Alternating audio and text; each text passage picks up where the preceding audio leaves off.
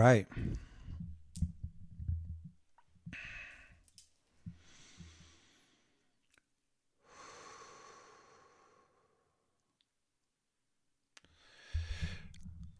Let's get down to this thing. All right. Welcome to episode 5 of the People's Podcast. I know I've been away for a minute. My apologies. Um, Work is hectic, y'all. Work is hectic, and it's a big month. So I'm trying to manage all that. Um,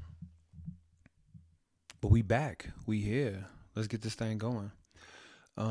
Episode 5, how to build good habits. Habits are critical. We'll get into that. First off, current events. Current events. So there's a lot of current events I want to talk about. I want to talk about the Elon Musk Neuralink development because that's a microchip that's going to go into the skull of people to do a number of things. And yeah, I want to talk about that. I need to do a little bit more research on that though before I really get into it. But today, for current events, what I really want to talk about is New York City, Harlem. Stand up, stand up. New York City cutting the budget for some very important. Yeah, there we go. New York City cutting the budget for some very important educational programs, libraries, after-school programs, etc. Which is not good. Not good because I worked in New York City education for about 15 years, and those kids need somewhere to go and they need something to do after after school and just in their spare time. You just don't want them out on the street.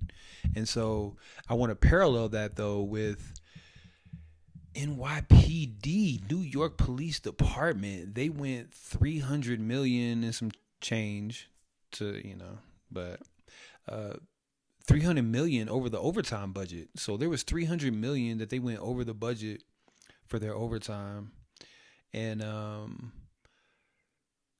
their budget was only about 300 million, in that range between 300 and 400 million, and they went over by 300 and 400 million. And that's paid for by the taxpayer. And the reason I'm bringing this up is Corey 10 years ago is laughing at me so hard because this is the importance of voting.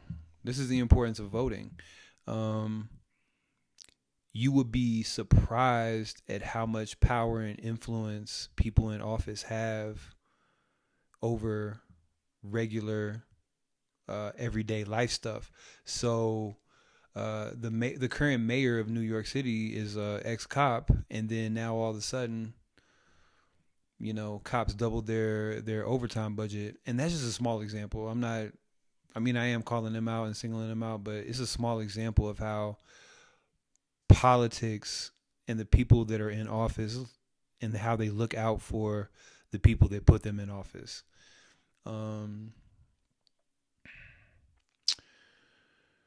What is important to say about that? Yeah, you would be shocked at the amount of offices that the mayor appoints, the governor appoints, the president appoints. You're like, these are just random one-off offices, but it's not just them getting into office. So if I get into office as the mayor, I'm appointing, 2,000 other positions that are not even elected. I appoint them and I put people in there in those places.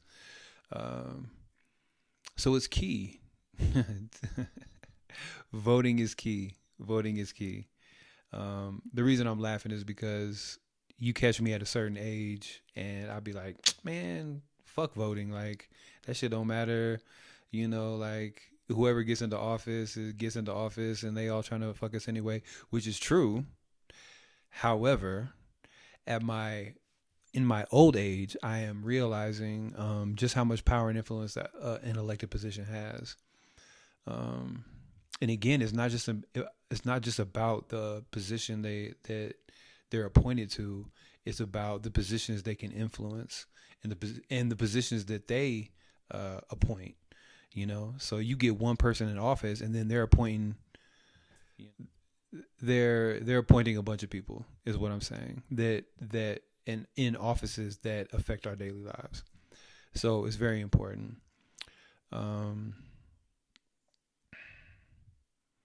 Yeah. Yeah. And that even makes me think about, like, because I'm in education, I work in education, and it even makes me think about, like, all the stuff going on with, like, banning certain books, banning certain curriculums around black people. They can do that because they got elected. They can do that because they got appointed.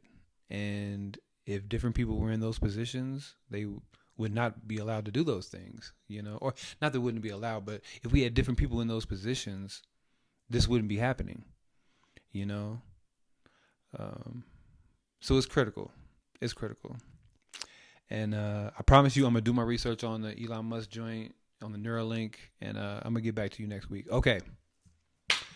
The power of habits. Let's get into it. All right. The power of habits. So habits are so important. Habits control probably 75 to 85, whatever percentage you want to go from there. Habits control about the majority of our lives. Everything you do on a daily basis is mostly habitual. It's something you've done before. It's something that you've done repeatedly, and you continue that because, that's what you're used to. So that's the power of habits. The habits really control our lives. So you want to try to we want to try to condition those things. We want to try to condition those things, the things that we do repeatedly, to be in our best interest and leading us to the end game and destination that we want to be in. And a lot of that is unconscious. A lot of the times we're going through our day, we may have different thoughts in our head. We do have different thoughts in our head. At the same time, your habits are unconscious. Like, you just go about things. Like your morning routine, you probably do the same thing every single morning. Most likely do a lot of the same things every single night. Even throughout your day, how you react to people, how you react to certain situations, and how you react in certain circumstances is dictated by your habits. What have you done before? So I'm saying all that to say habits are super important. And improving the quality of your habits will exponentially improve the quality of your life. Okay, so first tip in terms of how to build, create, sustain quality habits.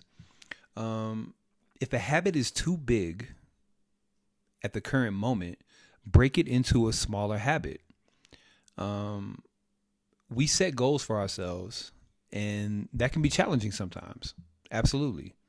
So instead of trying to work out for an hour, work out for 10 minutes, work out for 5 minutes, work out for 1 minute. You know what I mean? Break it into a smaller chunk that is manageable and digestible and easy to do, because it's the repetition that counts. It is the daily repetition of the habit, no matter how long or short, that will build on itself.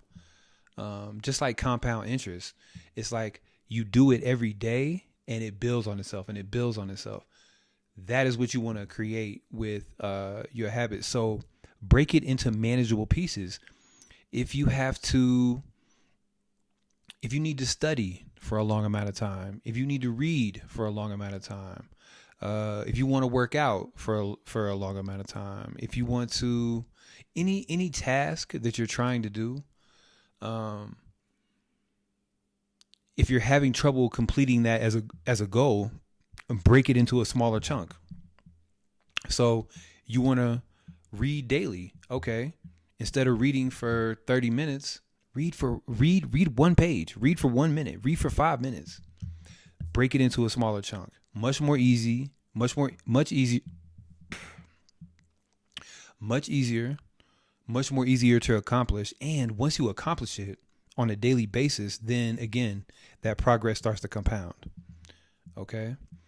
And that goes for any habit that you're trying to do. If you want a habit that you want to establish, but you're having trouble establishing it, change the amount of time that you're doing it. Change the amount of time that you're doing it. Break it into a smaller, more manageable chunk, and then just get started. We'll get to that later. All right. Second tip for how to build good habits: habit pairing. So habit pairing is just like it sounds. You pair a habit that you want to do with a habit that you already do. Okay. So I'll give you an example. If I want to work out more, before I check my social media, before I check ESPN or the sports or whatever the case may be, I will do my Duolingo. I know y'all love hearing about that Duolingo. 111-day streak on Spanish, Española. Yo hablo español, coño. But my point is that by pairing a habit that you want to do with a habit that you already do, you are increasing your level of success. And the key to this particular habit is do the new habit first. So before I check my social media, I do my Duolingo. I might do something whereas before I go to the bathroom, I might do 20 push-ups. So before I go to the bathroom, I'll do the 20 push-ups. Don't do it after. Always do the hardest part first, and then do the thing that you're used to, do the habit that you're accustomed to afterwards. Let's see. What other example can I give? Before you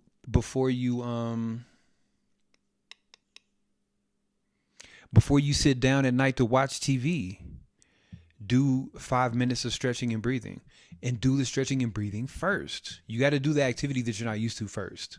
So my point is that you pair a habit that you already do, watching TV, going to the bathroom, checking your social media. Those are things that you do naturally. You pair that with a habit that you want to do and that you want to create, and you always do the new habit first. So habit pairing, very effective way to build a positive habit. Next way to build a positive habit: accountability. You will be astonished at how much you are conscious of and do better work when other people are aware of what you're doing. So tell somebody about your goal. Tell somebody that you care about their opinion and that you honor their opinion. Tell them about your goal, and you will feel the internal motivation, because you don't want to disappoint that person, because when you see them, they're going to ask you, hey, Corey, how you doing on your Duolingo? Corey, how you doing on your deep breathing and your stretching? You want to be able to give a positive answer. You don't want to let people down. And so just the act of telling somebody about what your goal is a very powerful way to establish a habit, because it's extra motivation. And when it comes to habits and goal setting, motivation is everything. If you're highly motivated, you're going to get it done. If you're not highly motivated, then you have to rely on a certain level of discipline. You have to rely on a certain level of your habits, et cetera, et cetera. But any extra motivation you can get is a plus.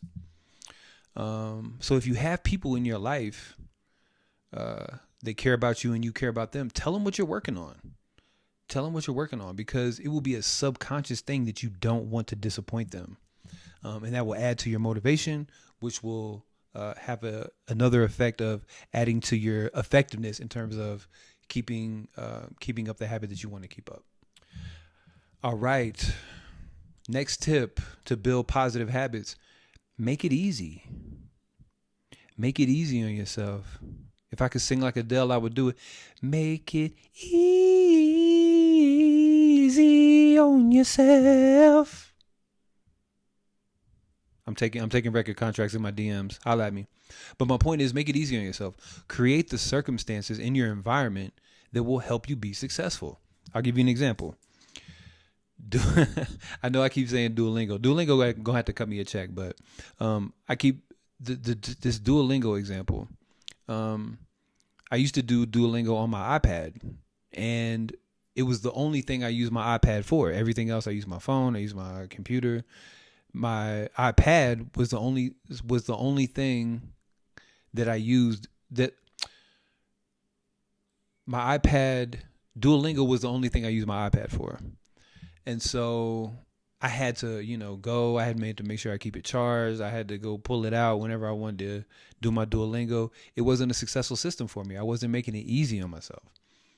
One of my students, shout out to T-Roy, one of my students, he was like, actually, no. I was talking to him one day, and he was on his phone, and I saw he had Duolingo on his phone, and I started talking to him about it. He was like, yeah, you know what, Corey, you should put Duolingo on your phone. It's a lot easier. I put Duolingo on my phone because I carry my phone around with me all the time.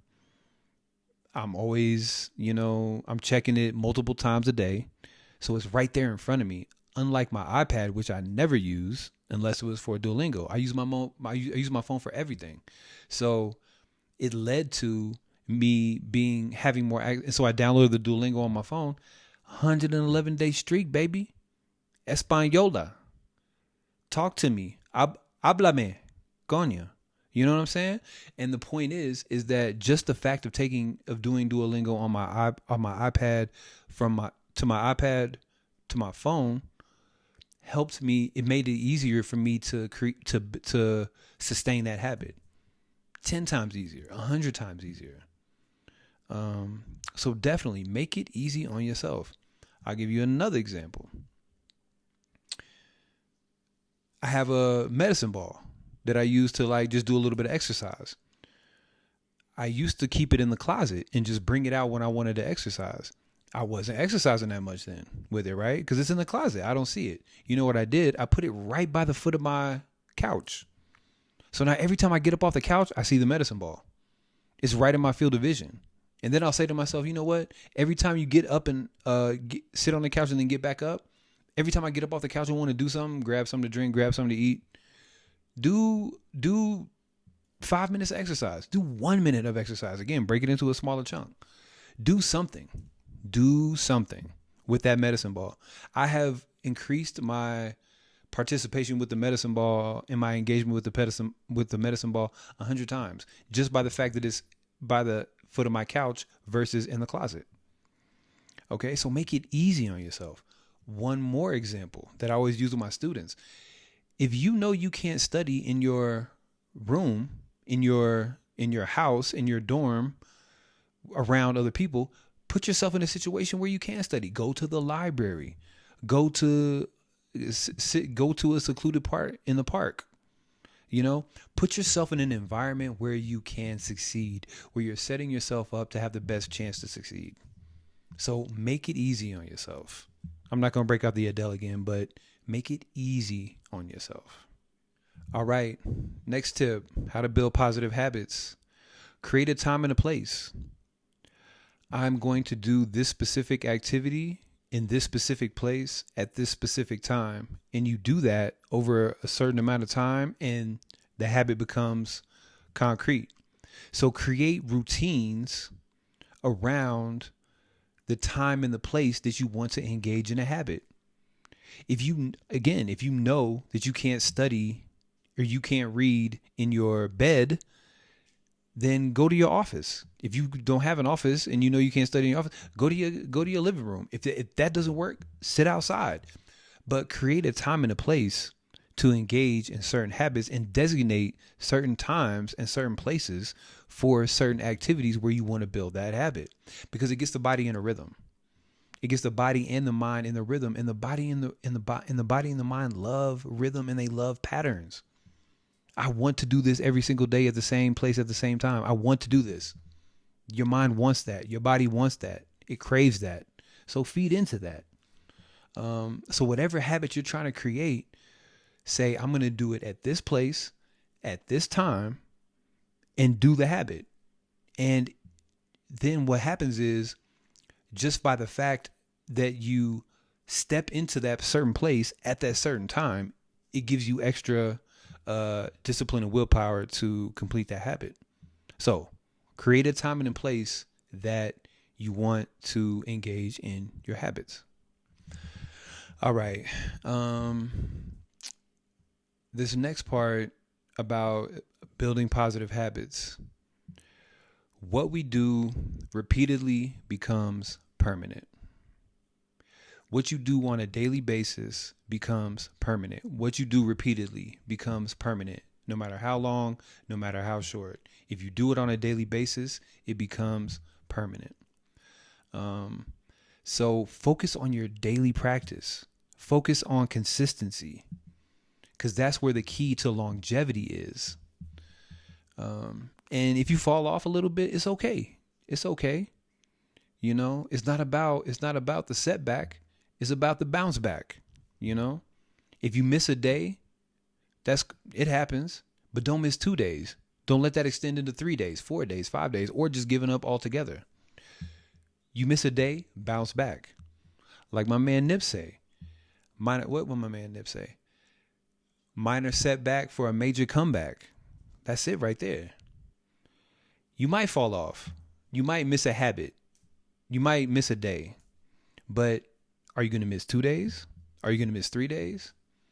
Get back on the horse. Get back on the train. Get that thing done. You know? Don't stop. You only lose when you stop. Okay? If you keep going and you do that daily practice, you're going to win. You're going to win. Okay? Easy money. So small acts on a daily basis compound themselves and become more powerful over time, just like money. Just like money. Compound interest is one of the most powerful financial concepts that we have. And it's the same thing for habits. Daily practice that stack on top of each other create success in the long run. So even if you're just getting 1% better every day, 1%, you do that over time and it stacks up on itself. So it's 1% a day, which is not even barely noticeable. You might not even notice it. You might not even feel it. But what happens is one day you turn around and you look and you're like, whoa, I did this. I'm making progress now. You know, it might be a month down the road. It might be 6 months down the road. Might be a year down the road. But if you stay consistent with it, one day you're going to look back and you'll be like, oh, okay. You know, you're going to see the results. You're going to feel the results. And it's going to hit you just like that. Just like that. But it happens from small increments. It happens from small increments. You can't do the whole thing at once. Don't put that expectation on yourself. You can't do the whole thing at once. Break it into smaller steps. Do it a little bit at a time with the daily consistency, with the daily positive habits. And then when you get to the long term, you've already made it because you've already built the habit up. Okay. One last tip for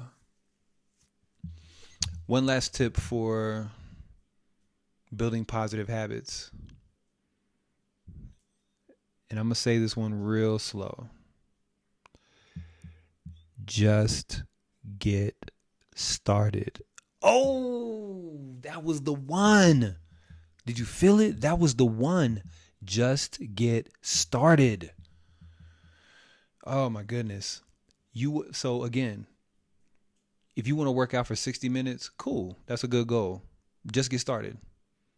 Just get started. Get the ball rolling. You writing a new book and you want to write for 2 hours? Cool. Just get started. You have something that you want to do, but that you don't want to do because it's work and you don't want to do work. Cool. Just get started. Just get started. Because what happens is when you get started, you are literally activating the power of the universe on your side. And what I mean by that is things in motion tend to stay in motion. Things at rest tend to stay at rest. That is a universal law of energy, and you are energy.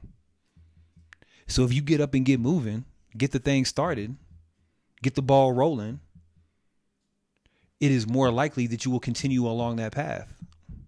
Even if it's for a short amount of time, because again, it doesn't matter. A long amount of time, short amount of time, it doesn't matter. As long as you do it, and you do it on a consistent basis, you do it on a daily basis if you can, that is what counts. So if you're having trouble with procrastination, putting stuff off, I don't want to do this. I don't want to clean the house. I don't want to, whatever it is, just get started, because you are literally activating the power of the universe to be on your side. And when the power of the universe is on your side, that's like being in a river and going with the flow of the river. You don't even have to do anything, really. If the river's going this way and you just jump in the river, guess what? You going this way with the river. You're going with the flow. You're going with the flow of the universe. There is no better place to be than in the flow with the universe, because everything you do is going to have the power of the universe behind it, which means it's happening. It's manifesting, and nothing can stop it. Who's stopping the universe? Nobody.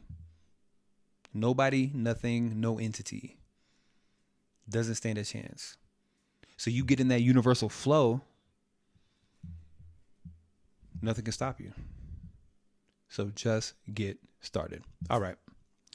That's it for episode 5, the People's Podcast.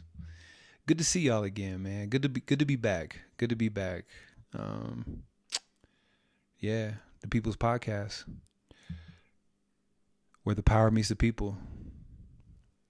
Peace.